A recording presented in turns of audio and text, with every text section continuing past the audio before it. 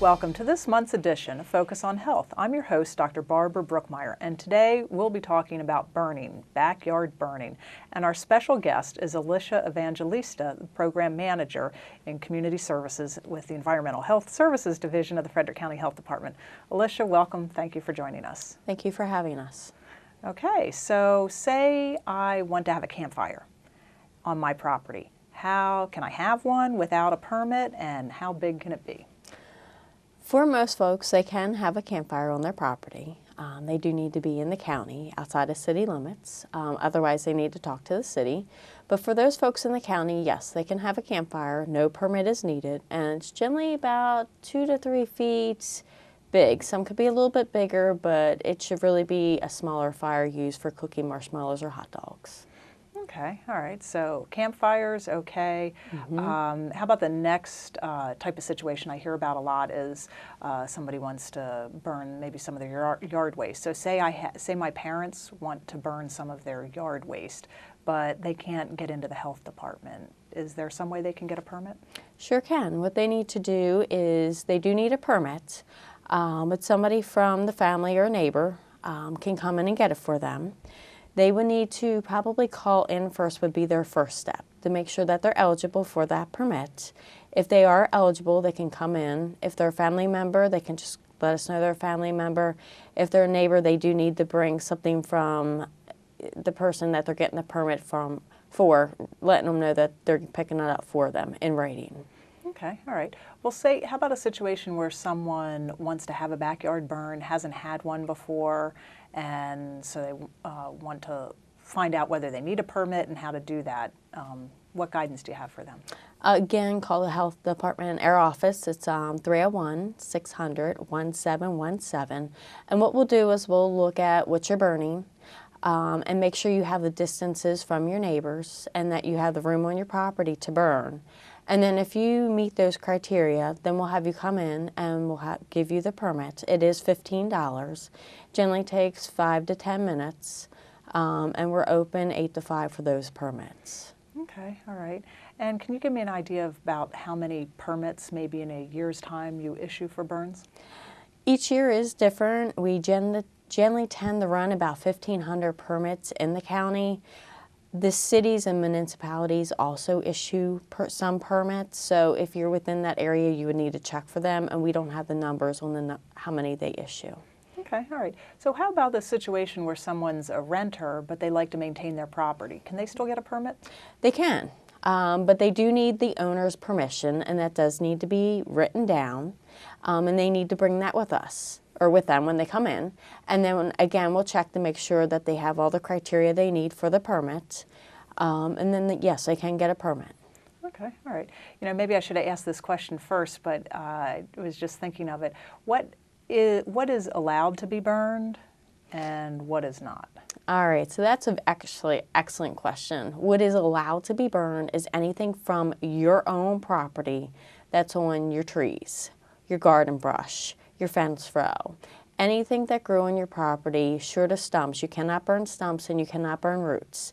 Those are the items that can be burned. The other items that cannot be burned, whether it's in a barrel, in a campfire, or under a permit, is going to be any household trash, any construction materials. Those type of materials are not allowed to be burned under any circumstances. Okay. And so I know that for health reasons, fire safety reasons, and just smoke nuisance concerns, that there's a certain distance that fires can be from either neighbors' houses or maybe structures on one's own property. Can you talk about that? Sure. Based on the state regulations that we operate with, if you're going to be burning under a permitted burn, you would need to have a minimum of 200 feet away from any of your neighbors' houses. If you're on your own property, you really also need to be 200 feet away from your house to protect it. We have had some houses catch on fire as well as barns. So we try to make sure that you can legally burn and you could safely burn. If you don't have that distance, there are other options for you. Some are free of charge. Okay, and can you talk a little bit about the the process for someone who might not be sure if they have enough of the safety distance? Sure. Again, call our office. We use a computer system where we can go ahead and do measurements. If you disagree with the measurements on the computer, we will send a sanitarian out and we'll actually do field measurements for you. So if we can find you a site that you could safely burn, then we can issue your permit for that particular site. But if we were to get a complaint that you're creating a nuisance, we could rescind that permit and you wouldn't be able to get one anymore. Okay, all right. Well, so what number or how should people get in contact with your office if they want to find out more? Best way to give our office a call is to call 301-600-1717. That will get you into our secretary, and she will look that information up, and if you have further questions, you can certainly ask to speak with the sanitarian, and we'll be happy to speak with anybody. Great, great. Well, thank you very much for providing some really good information for folks out there who are interested in burning in their backyards. Thank you for having us, and if anybody does have questions, we'll be happy to answer them. Great. Thank you very much. Thank you. And now please stay tuned for this month's Medical Myth.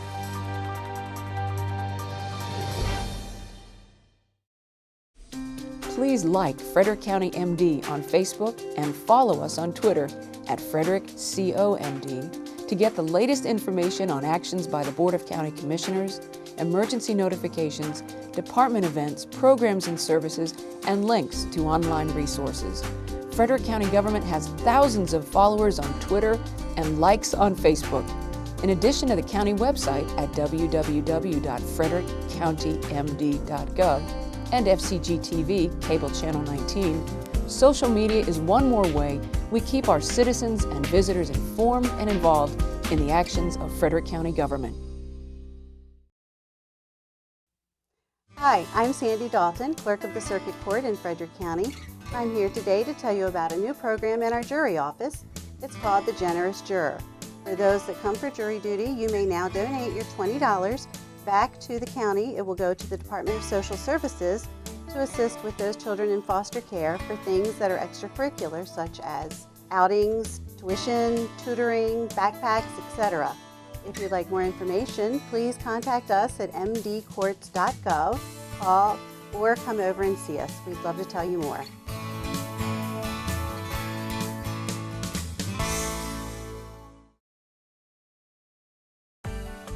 Ever wonder whether something is recyclable or not? Or maybe you forgot to set your cart out at the curb. Now there's an app for that. Download the free My Waste app for tablets and smartphones to have convenient access to a wide range of recycling and disposal information. Be notified of upcoming events, see your recycling schedule and set customized reminders, as well as instantly report curbside problems. Find out more at frederickcountymd.gov/mywaste.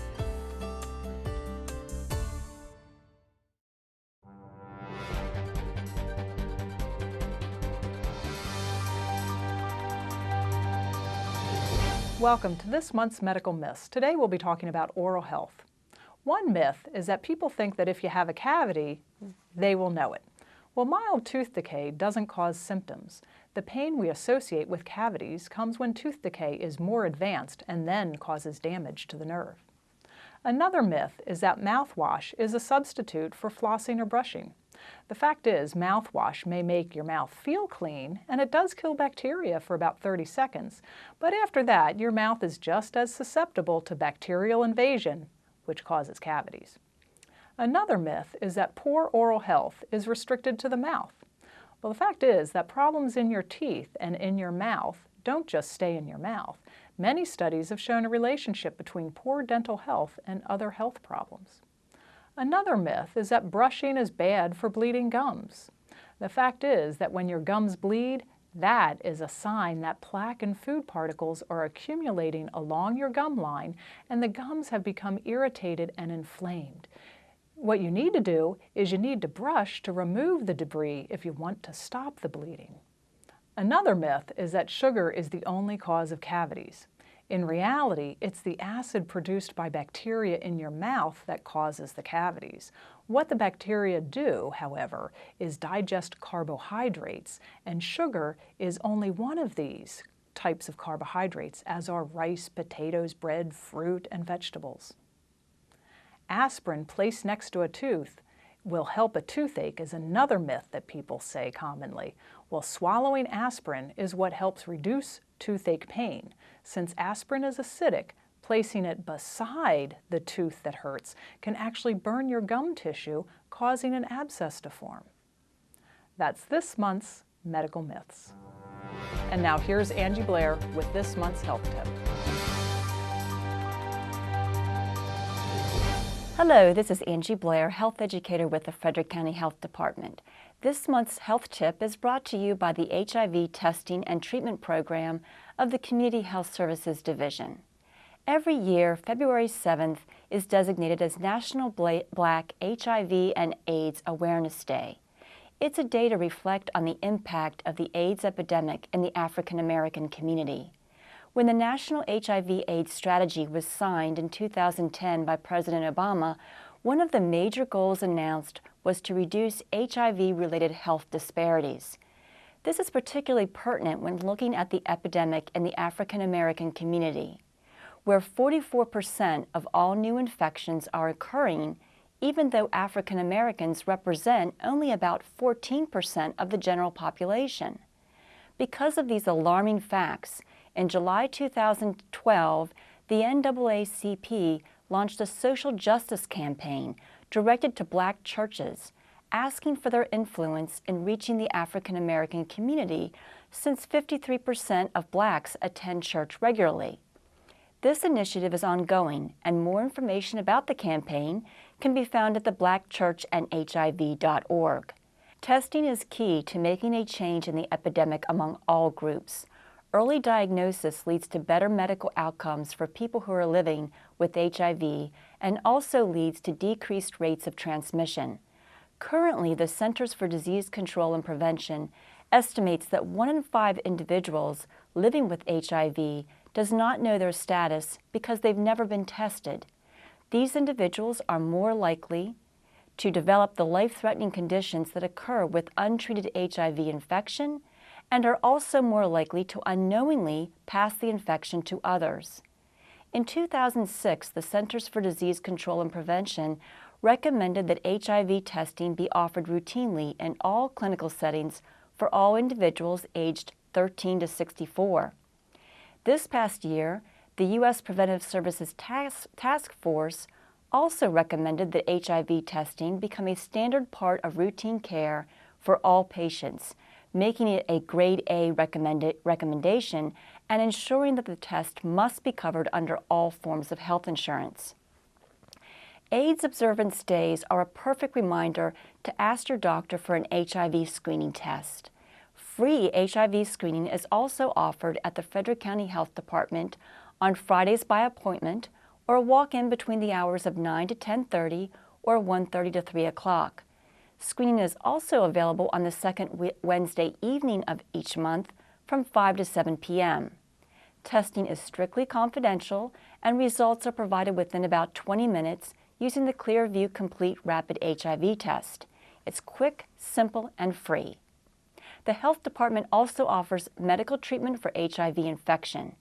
If you are living with HIV and are not in treatment, or you're interested in being screened, please call 301-600-3342 and ask for HIV services.